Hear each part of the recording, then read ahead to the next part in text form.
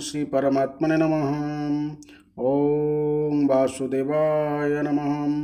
ओं व्यासदेवाय नमः। ओं जगन्नाथदासाय नमः। हे माँ सरस्वती तमें कंठरे बस, माँ कंठरे बस। अति बड़ी जगन्नाथ दास रचित श्रीमद्भागवत महापुराणर दशम स्कंध गोपलीलार आम विंश अध्याय शुणा। यही अध्याय गोपपुरवासी को दावा नलवा जंगल अग्नि किपरि श्रीकृष्ण उद्धार करथिले से कथा एठारे वर्णना करा जायछि। एठारे मुंजका नने अर्थात मुंजर अर्थ कुश जातीय एक प्रकार तृण बा घास जातीय जंगल रे निया लग जाइथिला। सेही नियारो श्रीकृष्ण गोपबालक और गाई गोरु मानक उद्धार करथिले से विषयटी वर्णना करा जायछि। विंश अध्याय मुंजका नने बनानले पसंते गोकुल गोपाले तारिले श्रीनंदनंदन। विंशति अध्याय वर्णन। श्री शुक उवाच बोलन्ति व्यासंक नंदन राजन हुओ सावधान। खेलती राम नर हरि गोरुए गले बने चरी। चरन्ते तृण लोभे गाई पशिले गिरी पुंजे जाई। अजम हिसी गोरु संगे प्रवेश मुंज वन लागे। अनल आबोरिलासी मुंजग हने छंती पशी। विकले चौदिगे चाही कांदती कृष्ण मने ध्याई। पोए जे थिले कृष्ण संगे खेलुचा हिले चारिदिगे। विकले चौदिगे धाई लोड़ती बने बछा गाई। गोरुंक खोज अनुसरी डाकती गाई नाम धरी। गाई की न देखी विकल पछे छंती आदि मूल। बछा न पाई मुंज बने पोएका दंती दुख मने। तृषित होई बाहुड़िले कृष्णर निकटे मिलिले। पुअंक दुख देखी हरि वृक्षेऊ ठिले दैत्यारी। नीलजी मुत देह झली पीतब सन बनमाळे। मेघग वीर उच्च स्वरे गोरुंकु डाकंती सुस्वरे। गोरुए नाम शुणी कने हुंकार कले तोष मने। एमंते बेढ़िला अनल जेसने प्रलयर काल।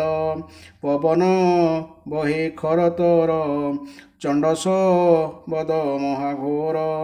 अनल देखी गोपबाले कृष्ण को डाकंती विकले।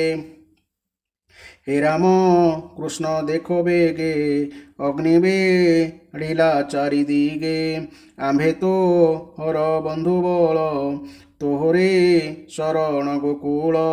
मुनिबो लंती सुणराए गोकुले कृष्ण कले दये।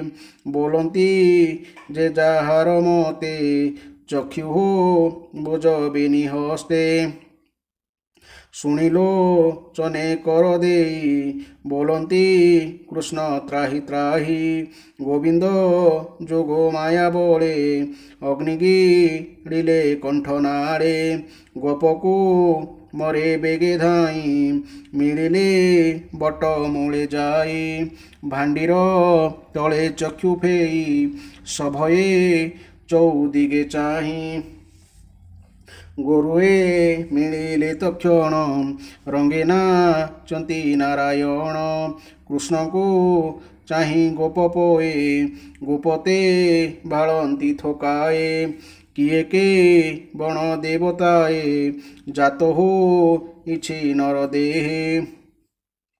अनेक संकट उतारिला यशोदा देवी भाग्य कला। एमंते रवि अस्तकाले गोविंद घेनी गोपबाले। गोपे हो ଇଲେ ପରବେଶ ବେଣୁସ ବଦେ ଗୀତ ରସ ଗୋପିଏ ନ ଦେଖି ମୁରାରି ଦିନ ମନନ୍ତି ଯୁଗଚାରି ପରମାନନ୍ଦ ମୁଖ ଚାହିଁ ଚିନ୍ତା ଛାଡ଼ିଲେ ତୋଷ ହୋଇ ସୁଜନେ ହରିପାଦେ ଚିନ୍ତ ସଂସାରେ ନୁହ ଭ୍ରମଚିତ ସମ୍ପଦ ସ୍ୱପ୍ନର ପରାଏ ଚିଆଇଁ ଚିନ୍ତ ଦେବରାଏ ହରିଚରଣେ ଦିଅ ମନ ସେ ହରି ବିପଦ ମୋଚନ ଆବର ଯେତେ ଦ୍ରବ୍ୟମାନ ସେସବୁ ନିଶିର ସ୍ୱପନ ନିସ୍ତାର ହୋଇବ ଯେମନ୍ତ କହିଲା ବିପ୍ର ଜଗନ୍ନାଥ ଇତି ଶ୍ରୀମଦ୍ଭାଗବତେ ମହାପୁରାଣେ ପରମହଂସା ସଂହିତାୟା ଦଶମ ସ୍କନ୍ଧେ ଦାମାଗ୍ନିପାନଂ ନାମ ବିଂଶୋଧ୍ୟାୟ। ବର୍ତ୍ତମାନ ପଦ୍ୟାନ୍ତରୀ ଆମେ ଶୁଣିଲେ ଏହାର ବ୍ୟାଖ୍ୟା ଆଗକୁ ଶୁଣିବା। ଗାଈଗୋରୁ ଓ ଗୋପାଳମାନଙ୍କ ଦାବାନଳରୁ ଉଦ୍ଧାର କଥା ଏହି ବ୍ୟାଖ୍ୟାଟି ରହିଛି।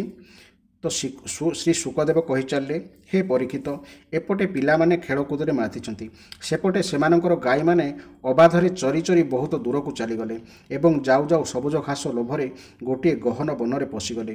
ସେମାନଙ୍କର ଗାଈଗୋରୁ ଏ ବନରୁ ସେ ବନ ହୋଇ ଆହୁରି ଆଗକୁ ଚାଲି ସିନା ଗଲେ, କିନ୍ତୁ ସେଠାକାର ଗରମ ପବନରେ ସେମାନେ ବହୁତ କଷ୍ଟ ପାଇ ହନ୍ତସନ୍ତ ହେଲେ। ବ୍ୟସ୍ତ ହୋଇ ଯାଉ ଯାଉ ସେମାନେ ଗୋଟିଏ ମୁଞ୍ଜ ବା ଶରତୃଣ ଅର୍ଥାତ୍ କୁଶ ଜାତୀୟ ଗୋଟେ ଘାସ ଜଙ୍ଗଲ ଭିତରେ ପଶିଗଲେ। ଏଣେ ଗାଈ ଗୋରୁଙ୍କୁ ଦେଖିବାକୁ ନ ପାଇ ଶ୍ରୀକୃଷ୍ଣ ବଳରାମ ଆଦି ଗୋପାଳ ବାଳକମାନେ କାହିଁକି ଏତେ ଖେଳକୁଦରେ ମାତିଲୁ ବୋଲି ଭାବି ଦୁଃଖ କଲେ। ଯେତେ ଖୋଜିଲେ ବି ଗାଈ ଗୋରୁମାନଙ୍କର ପତ୍ତା ମିଳିଲା ନାହିଁ। ଗାଈମାନେ ତ ହିଁ ଥିଲେ ବ୍ରଜବାସୀଙ୍କର ଜୀବିକାର ସମ୍ବଳ। ସେମାନେ ନ ମିଳିବାରୁ ପିଲାଗୁଡ଼ିକ ଚେତା ବୁଡ଼ିଗଲା ପରି ହୋଇଗଲେ। ଗାଈ ଗୋରୁଙ୍କ ଖୁରା ଚିହ୍ନ ଓ ସେମାନେ ଖାଇଥିବା ଘାସ ଓ ଖଣ୍ଡିଆ ଡାଳପତ୍ର ଦେଖି ଦେଖି ସେମାନଙ୍କୁ ଖୋଜି ଖୋଜି ପିଲାମାନେ ଆଗକୁ ଆଗକୁ ଚାଲିଲେ। ଶେଷରେ ସେମାନେ ଦେଖିବାକୁ ପାଇଲେ ଯେ ଗାଈ ଗୋରୁଗୁଡ଼ିକ ମୁଞ୍ଜ ଘାସ ବଣରେ ପଶି ବାଟବଣା ହୋଇ ହମ୍ବା ରଡ଼ି ଛାଡ଼ୁଛନ୍ତି। ଏପରି ଅବସ୍ଥା ଦେଖି ସେମାନେ ଗାଈ ଗୋରୁକୁ ସେଠାରୁ ଫେରାଇ ଆଣିବାକୁ ଚେଷ୍ଟା କଲେ, କିନ୍ତୁ ସେତେବେଳକୁ ସେମାନେ ପୁରା ଥକି ଯାଇଥିଲେ। ଭୀଷଣ ଶୋଷ ବି କରୁଥାଏ, ତେଣୁ ସେମାନେ ବ୍ୟସ୍ତ ଓ ବ୍ୟାକୁଳ ହୋଇପଡ଼ିଥାନ୍ତି। ସେମାନଙ୍କର ଏପରି ଅବସ୍ଥା ଦେଖି ଭଗବାନ ଶ୍ରୀକୃଷ୍ଣ ମେଘ ଗମ୍ଭୀର କଣ୍ଠରେ ଗାଈମାନଙ୍କୁ ସେମାନଙ୍କର ନାଁ ଧରି ଡାକିବା ଆରମ୍ଭ କରିଦେଲେ। ଗାଈମାନେ ନିଜ ନିଜ ନାଁ ଶୁଣି ବହୁତ ଖୁସି ହେଲେ। ପ୍ରତ୍ୟୁତ୍ତରରେ ସେମାନେ ମଧ୍ୟ ହମ୍ବା ରଡ଼ି ଛାଡ଼ିଲେ। ହେ ପରୀକ୍ଷିତ, ଏପରି ଭାବରେ ଭଗବାନ ଗାଈମାନଙ୍କୁ ଡାକୁଛନ୍ତି। ଏତିକିବେଳେ ସେହି ବନରେ ହଠାତ୍ ନିଆଁ ଲାଗିଗଲା। ବଣ ନିଆଁ ତ ବନବାସୀ ଜୀବଙ୍କ ନିମନ୍ତେ କାଳ ସମାନ। ଏପଟେ ନିଆଁ ସାଙ୍ଗକୁ ସେପଟେ ଜୋରରେ ପବନ ମଧ୍ୟ ବୋହିଲା। ଫଳରେ ନିଆଁ ଜୋରରେ ଜଳିଲା। ଚତୁର୍ଦିଗରେ ହୁ ହୁ ହୋଇ ନିଆଁ ଜଳି ସେଠାରେ ଥିବା ସବୁ ପ୍ରକାର ପ୍ରାଣୀଙ୍କୁ ପୋଡ଼ି ପାଉଁଶ କରିଦେବାକୁ ଲାଗିଲା।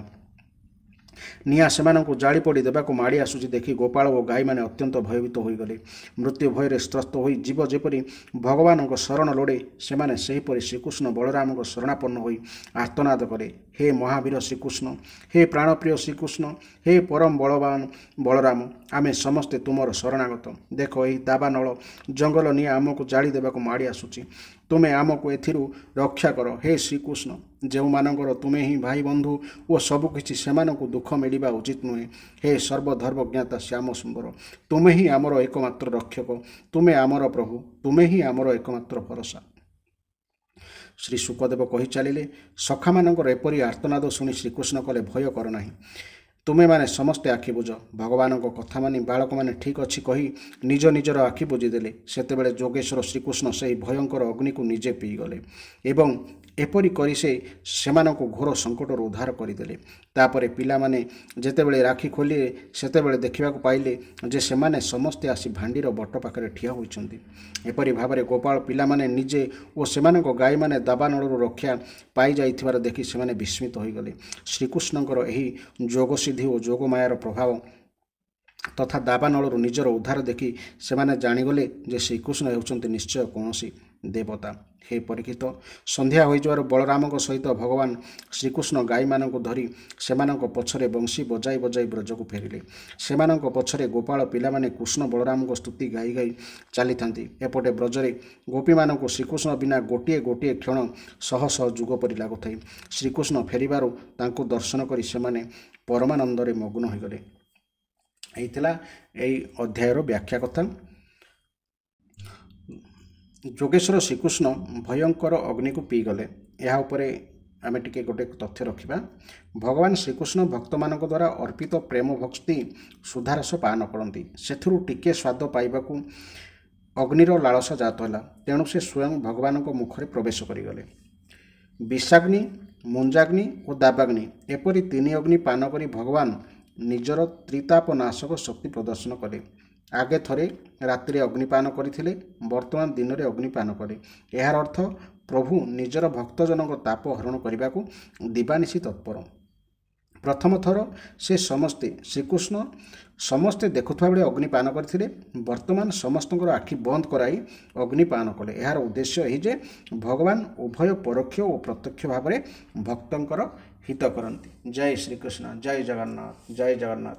ଠିକ୍ ଏହିପରି ଭାବରେ ଆପଣମାନେ ପଦ୍ୟାନ୍ତରୀ ସହିତ ବ୍ୟାଖ୍ୟା ଶୁଣିବା ପାଇଁ ଚ୍ୟାନେଲଟିକୁ ସବସ୍କ୍ରାଇବ୍ କରିବାକୁ ଭୁଲିବେ ନାହିଁ ଏବଂ ଭଲ ଲାଗୁଥିଲେ ନିଶ୍ଚିତ ମତାମତ ପ୍ରଦାନ କରିବେ ଏବଂ ସାଙ୍ଗସାଥି ଏବଂ ପରିବାରଙ୍କ ପାଇଁ ସେୟାରଟି ମଧ୍ୟ ନିଶ୍ଚୟ କରିବେ। ଜୟ ଜଗନ୍ନାଥ, ଜୟ ଜଗନ୍ନାଥ, ଜୟ ଜଗନ୍ନାଥ।